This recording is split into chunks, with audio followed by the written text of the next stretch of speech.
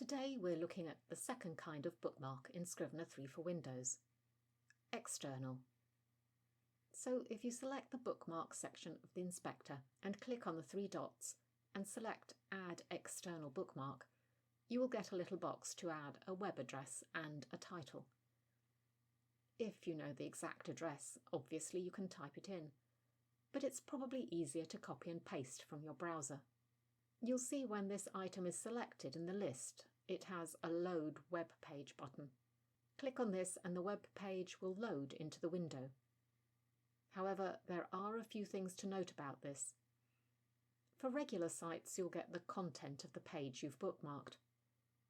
If you click into the window and use Ctrl and F to bring up Find, you can search within the page you've bookmarked. However, you cannot navigate around the site beyond the page loaded. Well, you can click on a link, but it will open in your browser, not within Scrivener.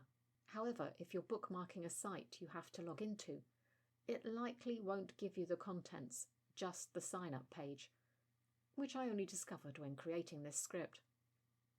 You can delete a bookmark by highlighting it and clicking on the minus icon. Next time, we'll be talking about adding external file bookmarks.